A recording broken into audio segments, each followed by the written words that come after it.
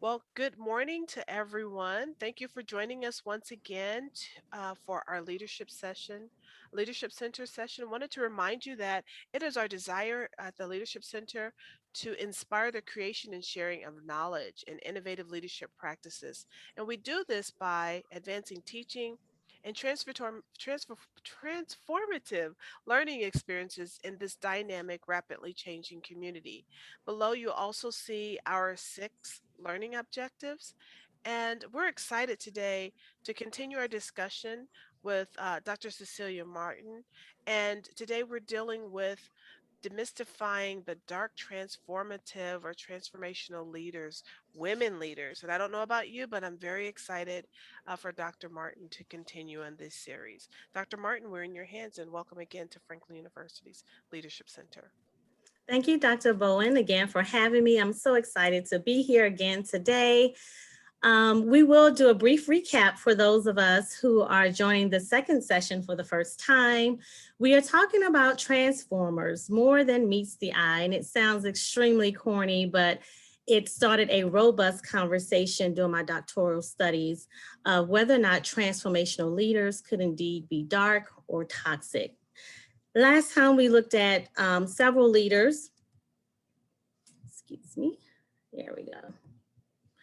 Last time we took sort of a brief journey through leadership history. We started with the great man theory of whether or not leaders are indeed born or made.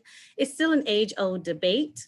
Plato, Aristotle, Machiavelli were the leaders of those, or the great philosophers of those times, who believed that leaders were indeed born, that there was something very intrinsic about them that others did not have or could not acquire to be.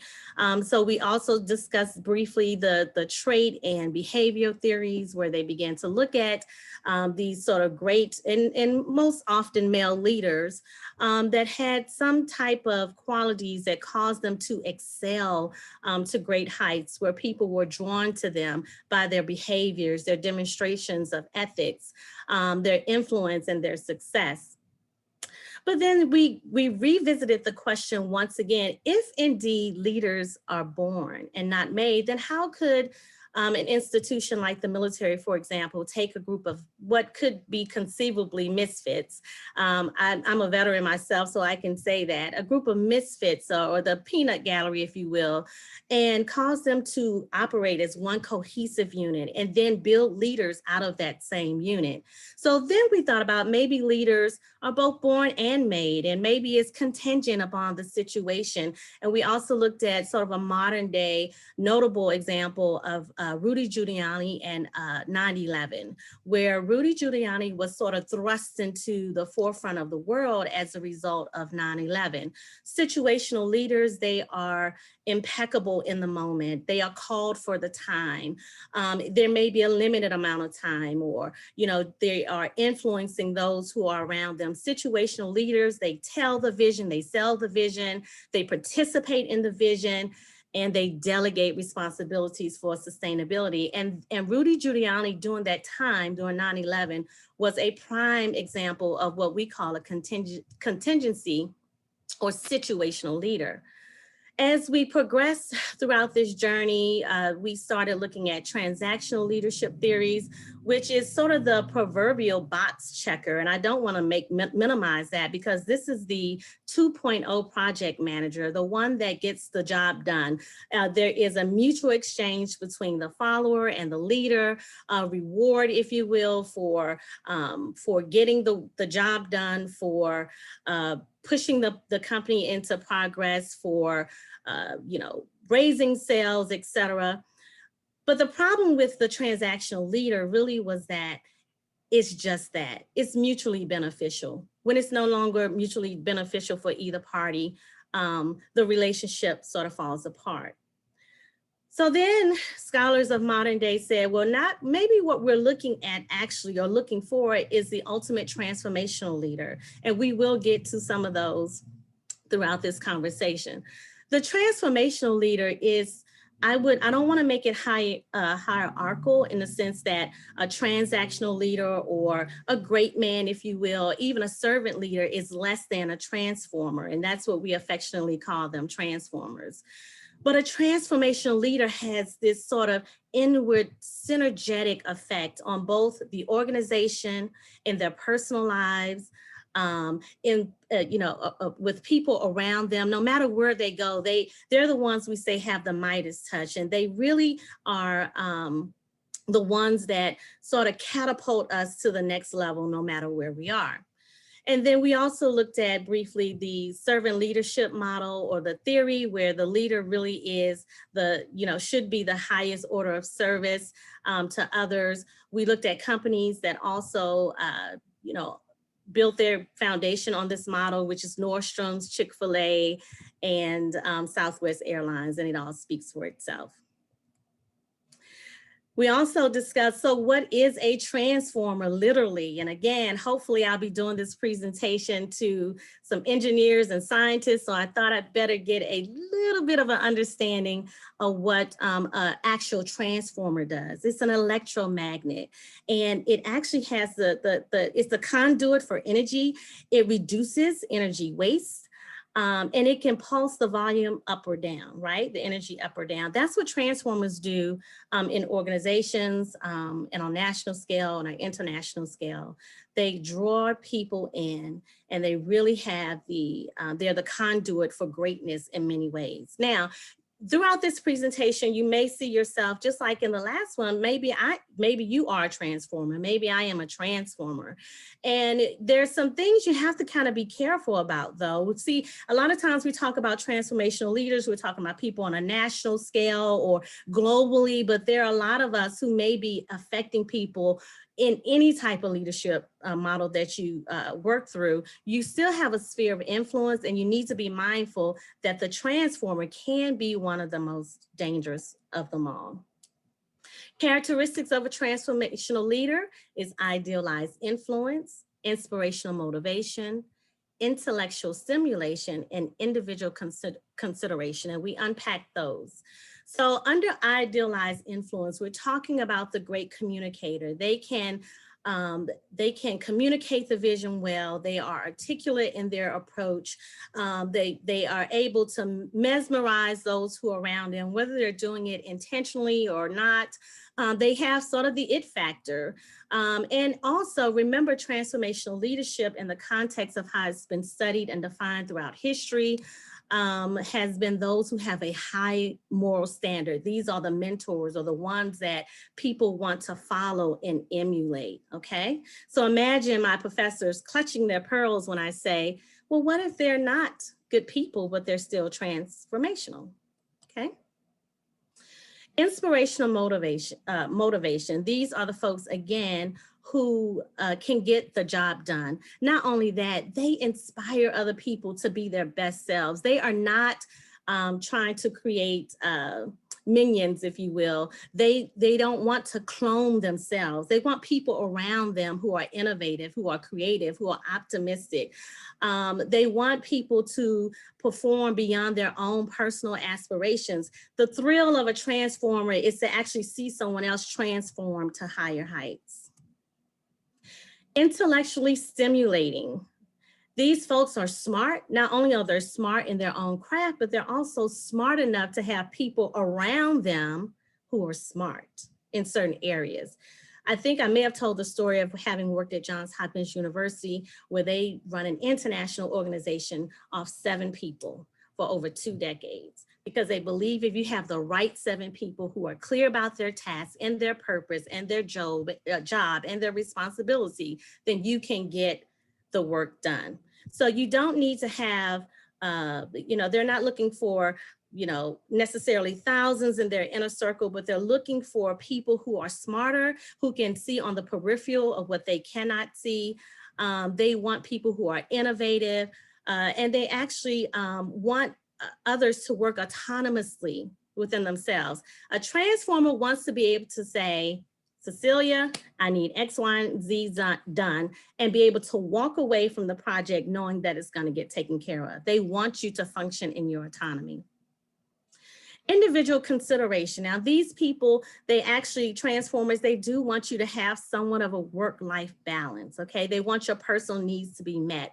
They not only want your professional needs met, but they want to be able to mentor, coach, and guide you through the process of excelling, to make sure they're the ones who make you feel like you're the only person in the room.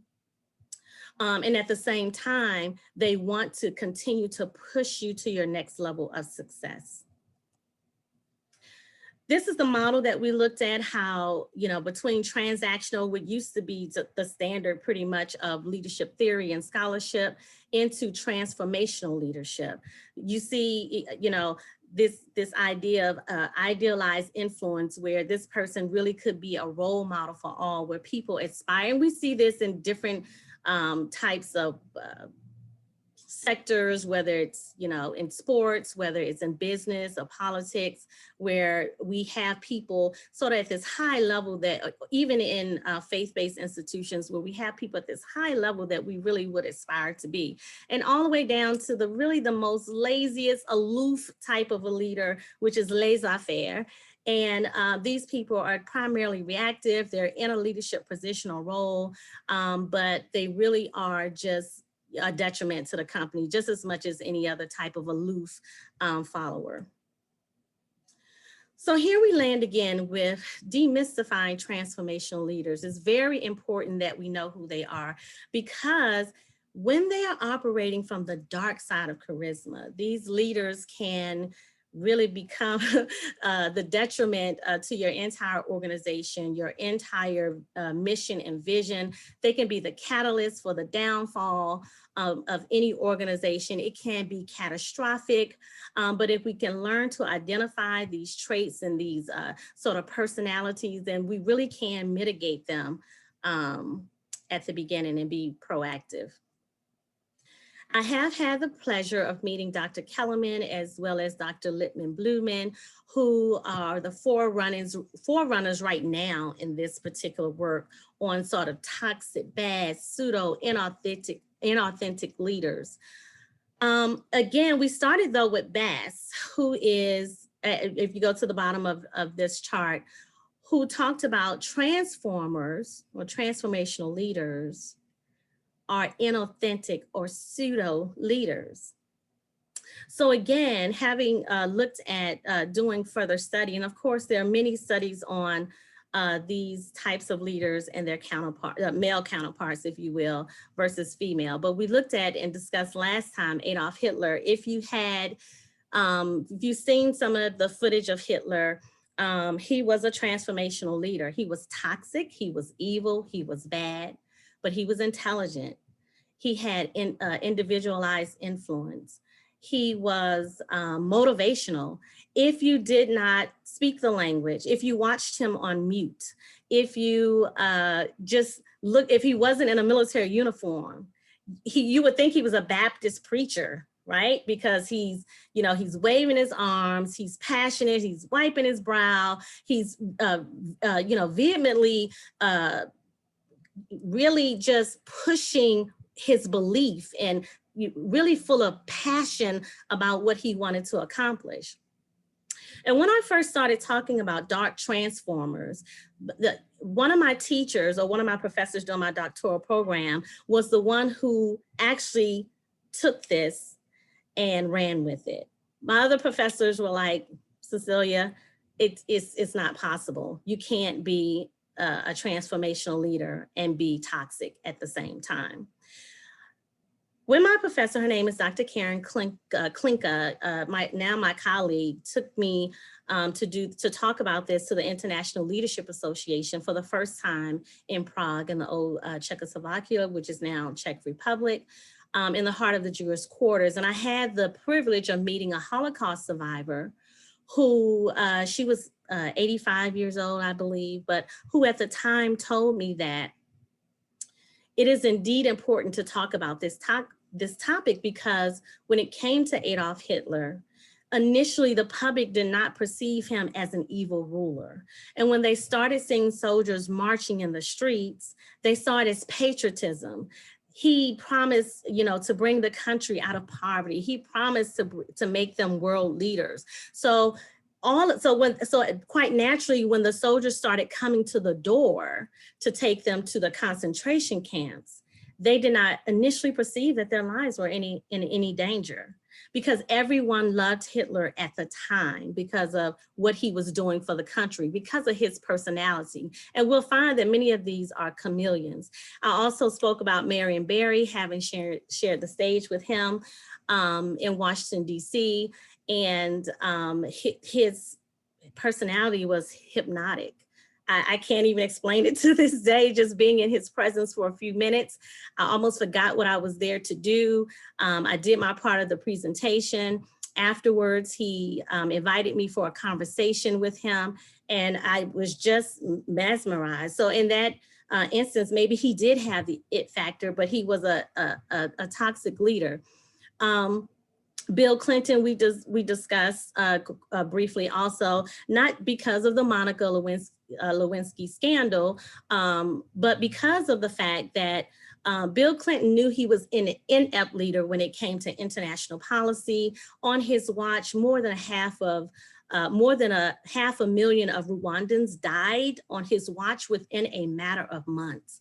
Later on in his presidency, he apologized for that and tried to make amends, but his ineptness as an international leader, his policies that of the prison pipeline with this war on drugs, which should have been treated as a rehabilitative policy, like they do opioids today, really has affected generations of people around the US. And then of course, the bright side of these transformers we see are pretty evident. Now we're looking at women leaders today, okay? Margaret Thatcher, Martha Stewart, Indira Gandhi, Jill Bharat, Winnie Mandela, and Mary Meeker. Now, as we go along in this presentation, feel free to put questions in the chat. We will try to answer a few of those along the way or at the end. But before we get started, based on what you know, let's see here. Based on what you know, we're going to do a poll. Not yet, in a second, so be ready for the poll. Winnie Mandela, let's look at her. So she was definitely a transformational woman. She was a social worker. She protested what was called the pass books.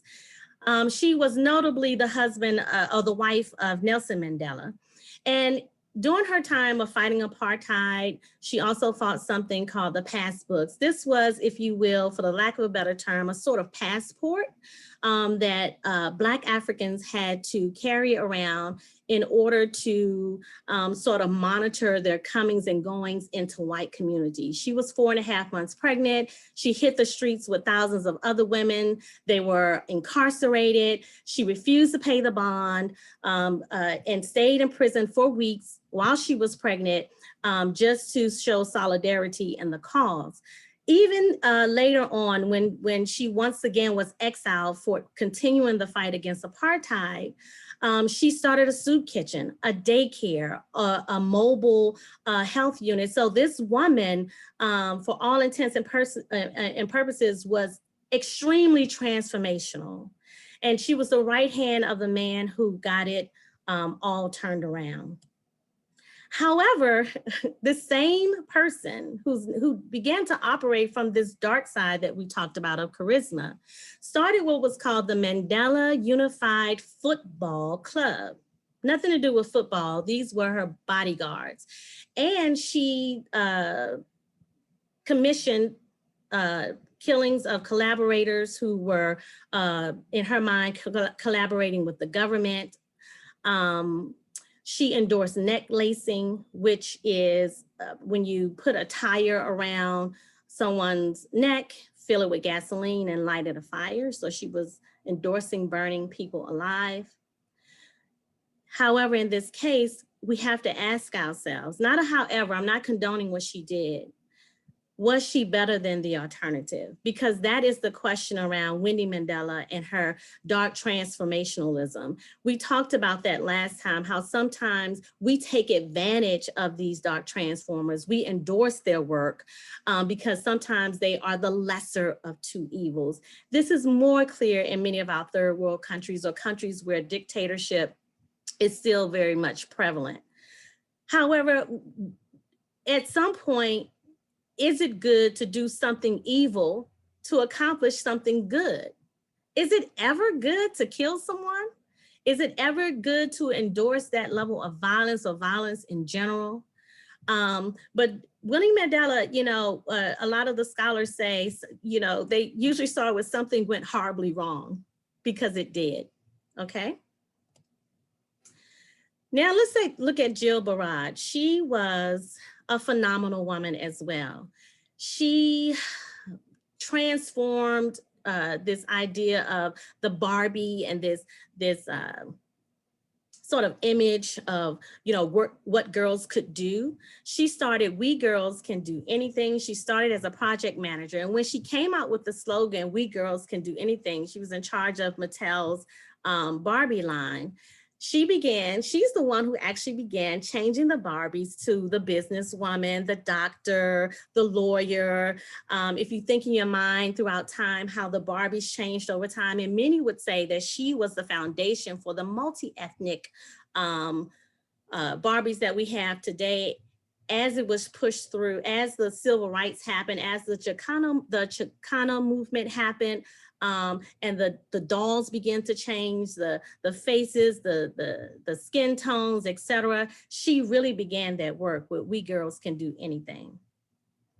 As a project manager, she rose to the top. She eventually became CEO, chairperson.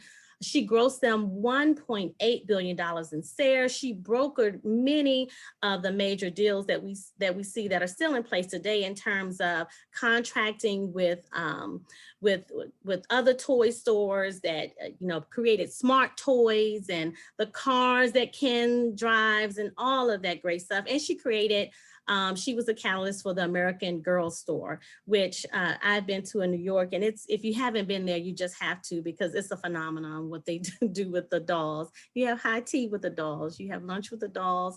The dolls have a spa.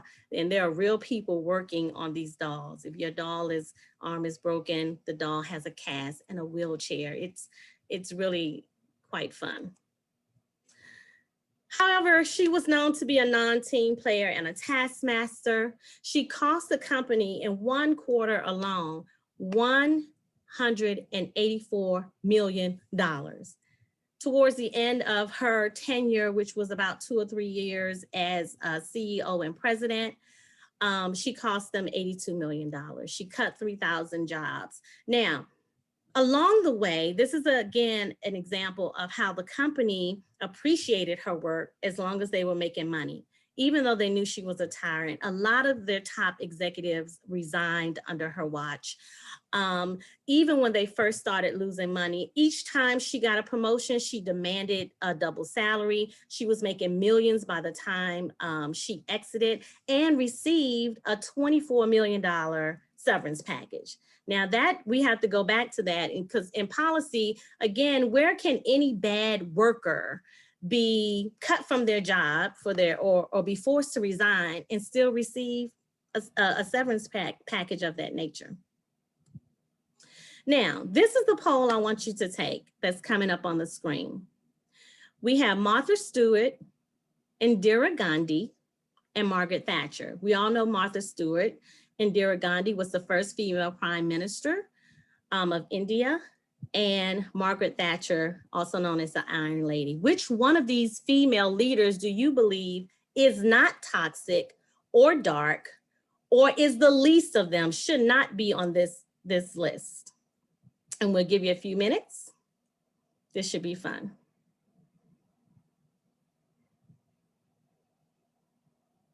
Indira Gandhi is leading so far.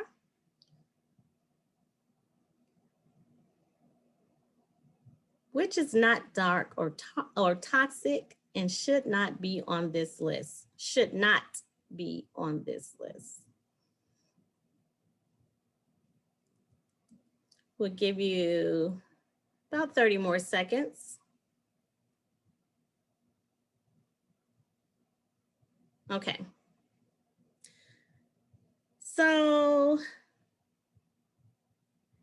I believe we're saying that Martha Stewart should not be on this list. Put in the chat if you agree for a thumbs up. Martha Stewart absolutely should not be on this list. Give me a thumbs up if you agree.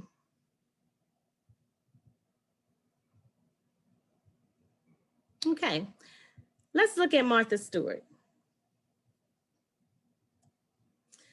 We know that she built the company from scratch, Omni Media. Says a lot in the name, right? Omni Media. She was indeed a business mogul. Her business acumen is what propelled her to the top. She transformed domesticity. It was glamorous to be a housewife. It was glamorous to be a woman who cooked, made her own meals. It was glamorous to make your own clothes. Over time, she just really transformed this ideal of what domesticity looked like, right? And she was largely philanthropic. Many people don't know that she gave to cancer societies and to the Humane Society. And again, she was a self-made millionaire, billionaire. But Martha Stewart had some issues. She was indeed known to be very callous, a tyrant. We're going to talk more about her a little bit in the next session, session 3. She was convicted for obstruction of justice. So, you know, many people don't know that Martha Stewart began as a model, and she was also one of the top performers as a stockbroker on Wall Street. So when we get into this idea of maybe she didn't know what she was doing in terms of the insider trading or the tip that she received and passed along, we do know that she knew to destroy evidence and records for a reason. And she has a chameleon type personality where, you know, many people felt sorry for her. They said, you know, she didn't mean any harm. She was just trying to, you know, stay out of trouble. But at the end of the day, she, again, in her past life, was an extraordinary stockbroker. Then we look at Indira Gandhi, right? She was the first female prime minister of India. Many will say she rose to power through corrupt means that she learned from her father. But she also was the forerunner for the Green Revolution, where she taught India to be self-sufficient on grains so they could supply their own food. And because of her welcoming of 10 million refugees from Pakistan, she actually created what is known as modern day Bangladesh, right? So she has done extraordinary things in history as well. But again, she was accused of electoral corruption. She was allegedly a notorious murderer for the opposition party.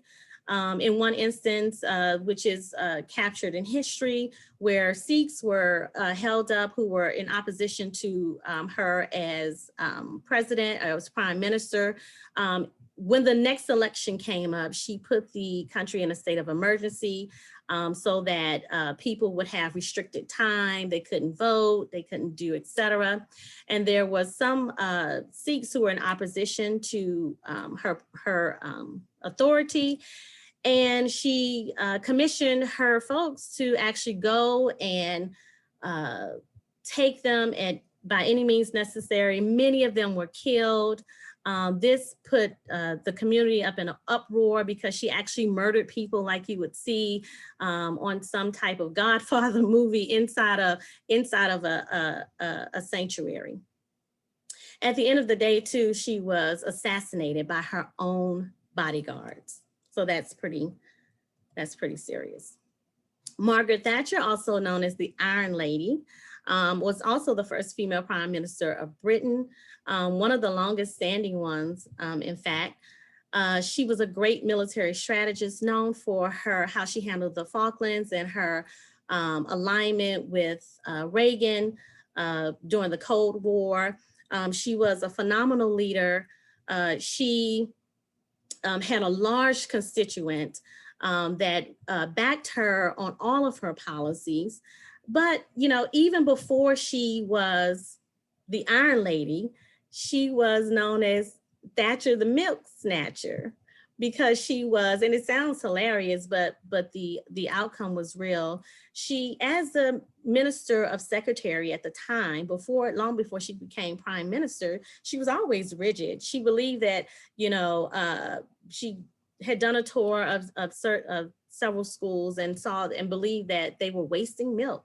Now, I'm a former high school teacher, but I've also been in school myself as a little one, and she's probably right. I mean, a lot of times we just throw the milk cartons away, but in Britain at the time, the milk was free not just for the students, but also for mothers, because they wanted to make sure that mothers were nourished. They were afraid of, you know, remnants of the war or what have you, malnutrition. So the milk was free. She decided it was a waste. We could cut money this way. And so she was known as Thatcher the Milk Snatcher, and and she cut free milk from school. She was also known for the poll tax, which left much of Great Britain in abject poverty, where she commissioned the regions to sort of set their own tax base. Her intentions were good in the sense that, you know, she was hoping, or the theory was that the lower income and the poor would pay fewer taxes, but that did not turn out well for her, and really was the sort of the last straw in her demise, where she was kind of forced to resign. She was always known as the Iron Lady, who was rigid and would not back down from her policies. On the surface of dark leadership, and we'll come back to which one doesn't belong on the list. On the surface, any combination, you know, one thing is a character flaw, but when you put these in combination, you have what's called a perfect behavioral storm. A lot of times we see people who are perfectionists as the ones who are attention to detail. They want things done right. But if that perfectionist is then intemperate, they all most often, and it goes unchecked, it goes into them being inhumane. Okay, because they want things their way, down to the T. Then you have those who may deal with impression management. This is the chameleon that we'll talk more about next time. If that chameleon is also callous, they are more than likely toxic because they're manipulating everyone along the way to set their outcomes, and most notably for themselves. This is what it looks like when dark behaviors are unchecked in leadership. It metastasizes like a cancer. It doesn't get any better. These folks are intelligent. They're intelligent enough to have even smarter people around them to get the job done. They are very influential. They are charismatic magnets. They also make sure that the persons that are working for them are reaching their full potentials, that their goals are intertwined. That's where it goes beyond the transactional leader, because the transformer wants to make sure that you feel your purpose, whether you're the custodian or whether you're the head of the company, that your very existence matters for being there, that your very existence causes the company to function well. And that's a great thing. That's what we all should be doing as leaders. But when you start to let your behaviors, your ill behaviors, your personal greed go unchecked, then you're working from the dark side of charisma, and you're more than likely to cause a whole lot of friction. The other reason we say that it's important to know these transformers is because they are a magnet to others. They could have the tendency to take your core group with them, right?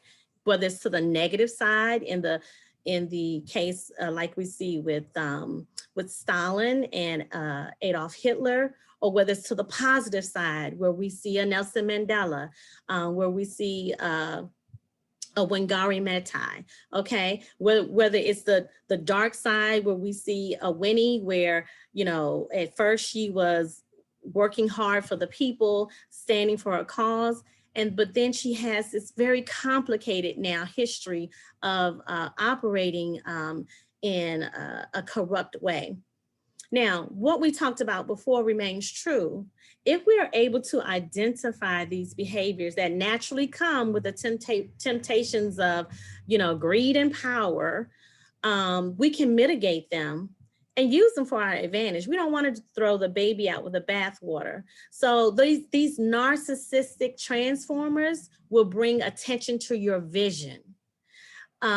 They will make sure that they are marketing the cause. They're the ones that are filled with Machiavellianism. They're willing to fall on the sword to make sure that the outcomes are great.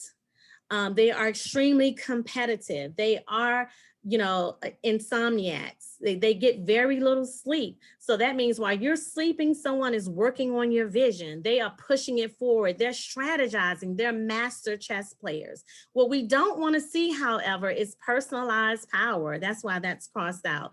And we don't want to see ideology of hate. And we're going to talk about how to take these personalities that any of us can find ourselves in leadership and mitigate them and sort of keep that balance.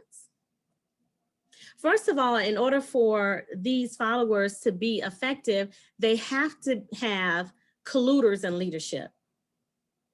They are not effective without having the leadership, either one, turning a blind eye because they rather have the talent, they rather have the financial gain, they rather have the problem solved, right?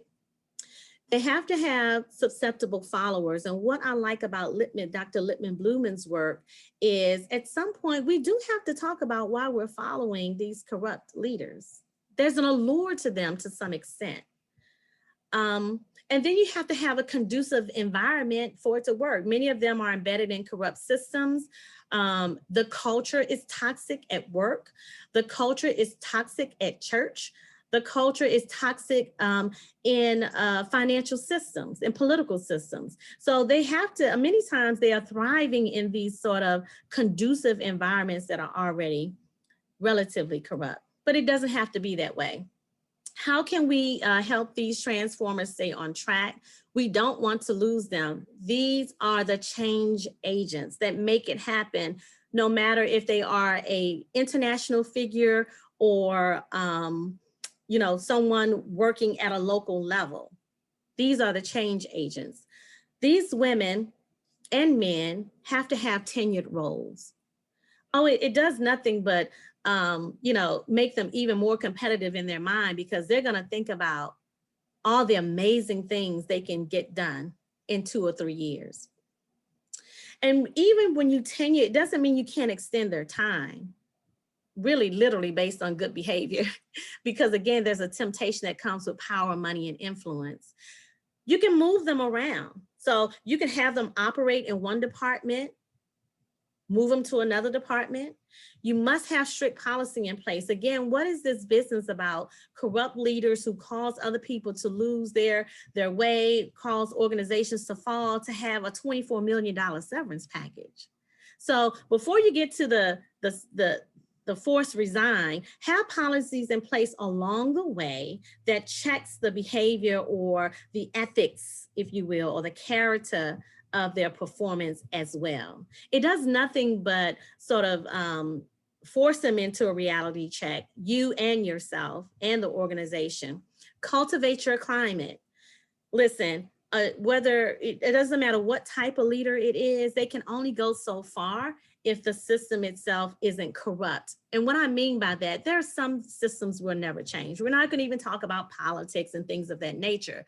But in your area of influence, making sure you're cultivating a climate of ethics and excellence, honesty, and integrity. And they need accountability partners, even the ones who seem to be positive leaders, effective positive leaders, they need to have accountability partners to keep them on track. There's too much temptation that comes with power and influence. Sometimes people are going astray because there's just no one to check them along the way and to say, wait a minute, do we need to do this? Real transformers, they want people who are smarter than them, and they also want to make sure that you're not afraid to speak truth to them. Okay, much like we do now with COVID-19. Remember, a lot of places we were going and people are doing that temperature check. That's how you need to check the moral compass of leadership in your organization and within yourself. Other recommendations: don't believe your own hype. Many of us are a legend in our own mind, right? We get full of pride, which comes before a fall. Um, don't take yourself so seriously. Stay emotionally and physically healthy. And again, kind of know your own appetite of where you might fall astray. It's just a healthy thing to have these leadership networks. It's healthy, especially as women in leadership. A lot of times we're so mischaracterized. We don't even have time to go into that. That some of the characteristics that we display, if it was a male counterpart, no one would think twice about it. But there are times too that that has nothing to do with the fact that as a female leader, we can too lean into the dark side, right? Know your own appetite. We're pausing now. We only have 15 minutes left to take questions. But next time, what we're going to look into is Thatcher and Stewart a little bit more.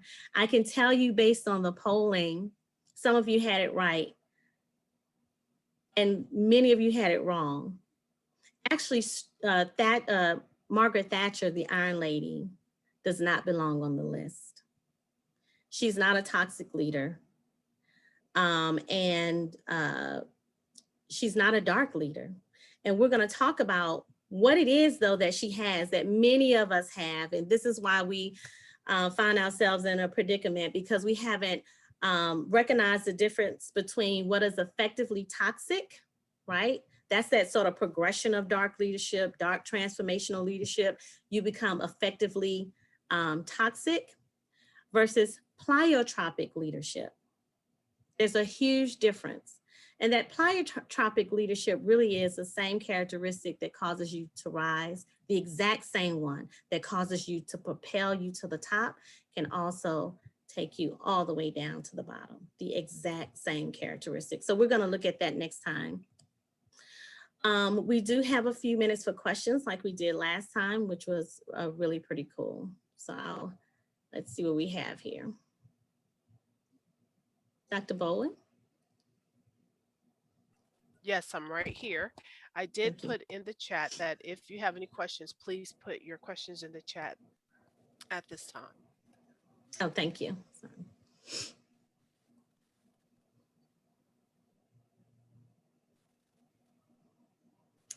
Our last group, we had several questions that we couldn't even get to.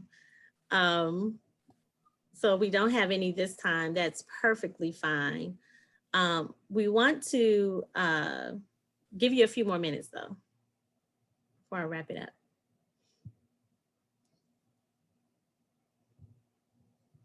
Okay, here are the questions. Dr. Sanders said, where would you classify Hillary Clinton? I knew Hillary was gonna come up. She always does. She would definitely be on the dark transformational side. Hate to say that. Would that be because of Benghazi, or what would make her on the dark side?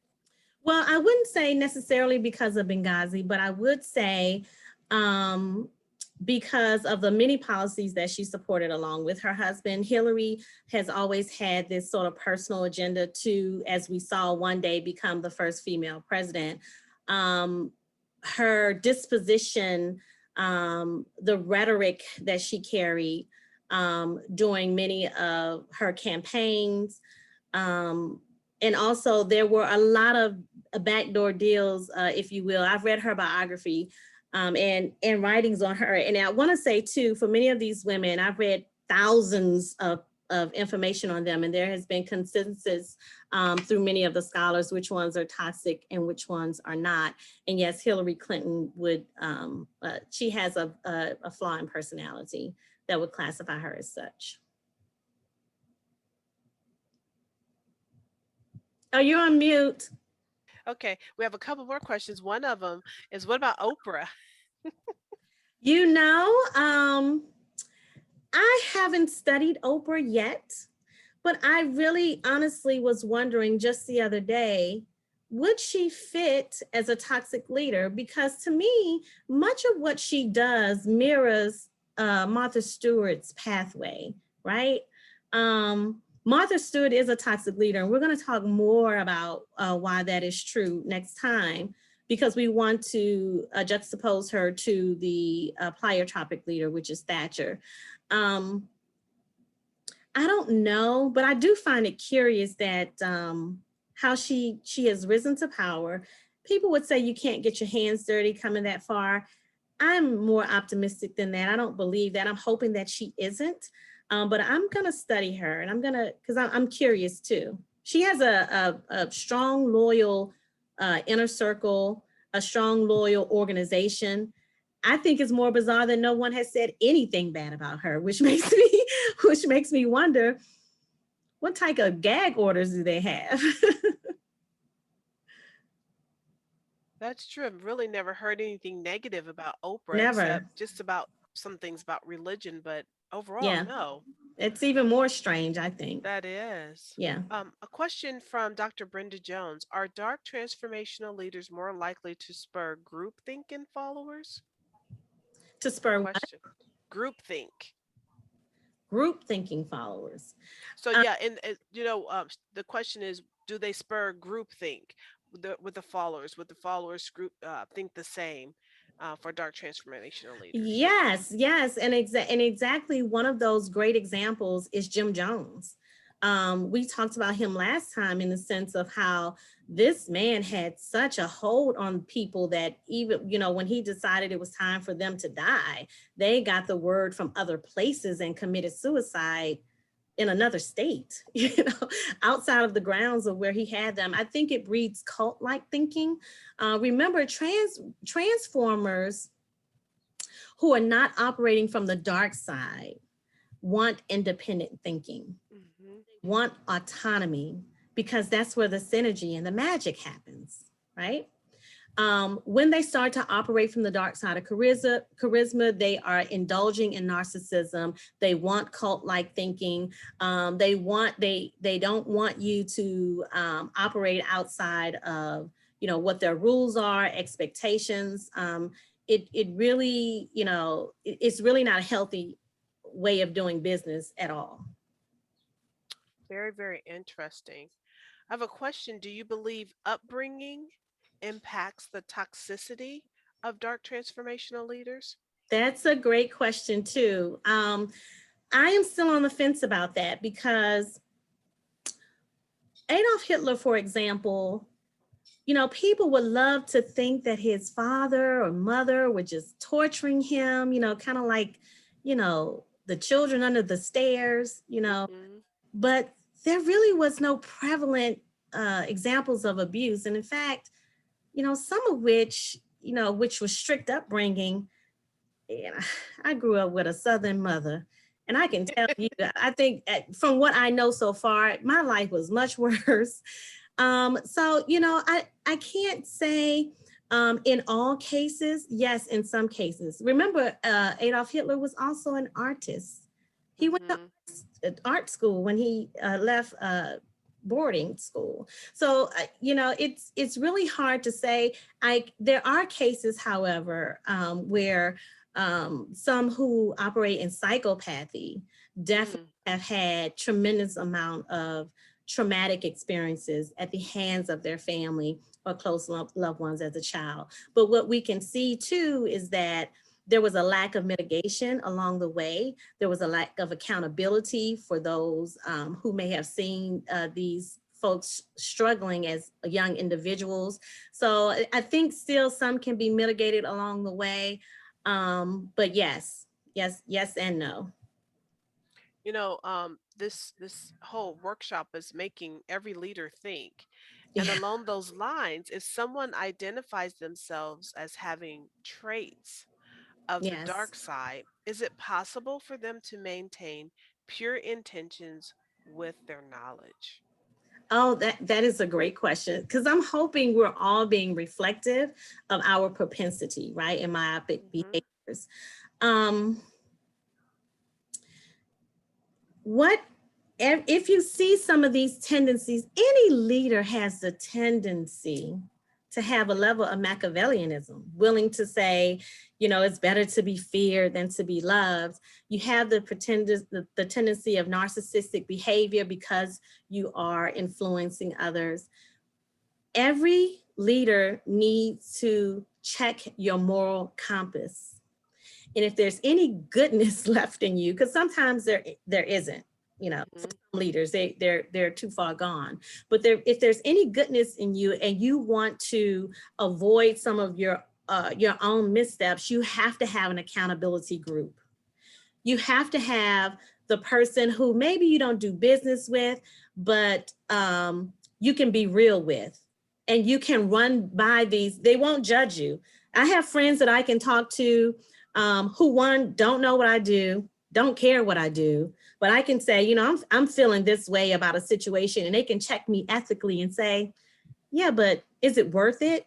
Does it Hmm. make sense? How will that affect the next person? So sometimes you need some people who are outside of your operational circle that you can talk to, not sometimes, all the time, that you can Hmm. talk to and be real with and can check those behaviors. You have to want to be checked. Hmm. That's good. Yes, because as leaders, I think if as a leader, we can all see where we may have a behavior or a characteristic. And so Yes. that doesn't make you automatically a dark leader. No, not It at doesn't all. at all. Very Not at good. all. Thank you Not for at all. clarifying that and sharing. Another question is, do you have any observations regarding Chicago Mayor Lori Lightfoot? She's a Manchester, Ohio native. So little Ah, interest from a Ohio lady. yeah, I see that. No, I have not yet, but I can certainly put her on the list. I think I think as we progress, there are certain uh, some high flyers that we need to take a look at. I mean, I think Mark Zuckerberg also needs to be looked at. There's a lot. There are a lot of leaders, both male and female, young and old, that we need to take a deeper look at, especially the ones that are influenced modern day, like Right. like in real time. The problem is we need more time, right, to see their Mhm. outcomes, to see their patterns. That's what makes this research a lot of fun. Most of the male counterparts have already been studied. Oh my God, Mhm. since the early 1800s, right? Mhm. The female counterparts have not been. Mhm. And so that's what makes this a lot of fun. But we need a little bit more time. Just like Hillary, we've got some time on our belt with her. So been able to see some patterns there. The same with Oprah. And we're going to have to dig deep on her. And we're not Mhm. trying to find anything bad, but we're just curious. She's indeed transformational. Mhm. Um, so that should be interesting. That should be. And check out Elon Musk as you're checking because Yes. last week he wreaked a lot of havoc by Yeah. impacting the cryptocurrency. So that would be Yes. very, very interesting.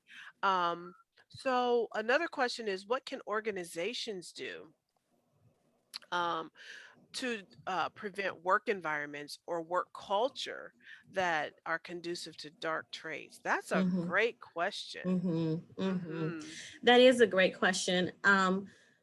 First of all, first and foremost, the reason I keep pushing policy, because policy becomes the blueprint. Mm-hmm. So when an organization or the leaders thereof lose their way, you can always go back to the blueprint and say, what should we do in this situation? But in terms of culture, you have to make sure that you are giving recognition giving honor, as they say, where honor is due, or giving recognition for those who are working hard at every level, right? Because, okay, what the project manager is doing may not be what the deputy vice president is doing, but it's all very much working towards the same goal. It's all very much important. You have to make sure that people don't feel penalized when they have opposing opinions.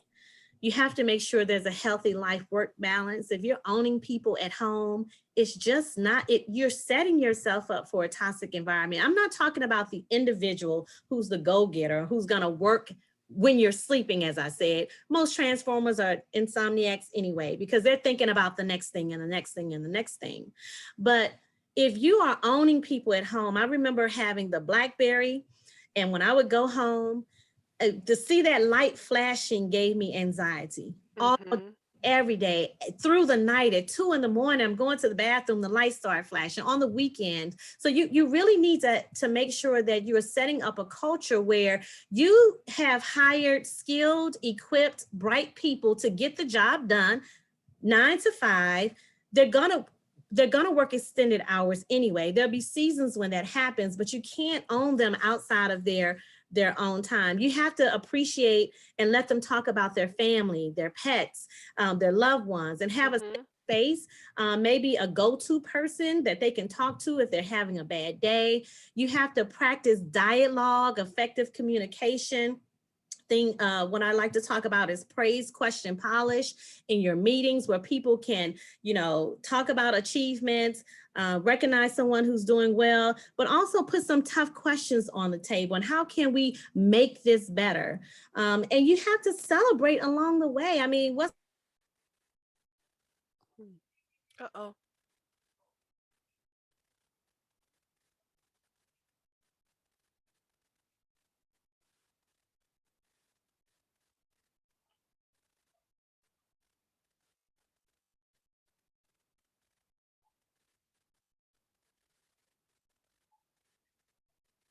Okay, can you hear me? Did she just get she is in the middle of storms. Oh, okay. Great. I thought maybe I ended. I thought it was me who had a the point? You meltdown. work hard, you play hard, work will be there, and let everyone develop, be a professional. It's not about Okay. Oh, we lost her. She knows that they were having storms and she'll call right back in. I think the questions that have been presented are great. And even as we talk with organizations, we also have to remember that there are subcultures, and those subcultures may be in a as such that you may have an environment that is a little bit more cohesive and that you can do a lot more sharing, that you get those reaffirmations, but the larger culture may not be there yet. And so sometimes it's working within your subculture to make bring about the change that you want to see in a larger community. So that is a great question regarding the environment in your work environment. And I would also share, she was talking about being kind of tethered to your BlackBerry at a certain time. There's a colleague of mine that's on the line as well. We used to email back and forth at 3 o'clock in the morning. That was just because both of us were on the awake at that time. Doesn't mean that you should have to respond at 3 o'clock in the morning. So let's see if she gets back in here. She was having storms and lots of rain, so that's why she was having some problems. Let me see here. Thank you, Michelle, for reminding me that Oprah did have a problem with the beef industry. And when it doesn't look like she's going to make it back in time. So, do me a favor, Jenny, if you would pop that last slide up, I would like to thank you all for coming today, and then remind you that on June the 1st will be the last session for this three-part series on demystifying dark transformational leaders. We'll be talking about effective toxic leaders, and I can't say that word, but I think it's pleiotropic leadership. Then also Thursday of this week, please join us. The Leadership Center will be collaborating with the Provost Office on a session on brain food at 12 noon, dealing with augmented and virtual reality with Alice Rowe. And then on the 16th, we're having a speaker series or sales series, and we'll go from there. This is Cecilia calling. Yes, ma'am. Hello?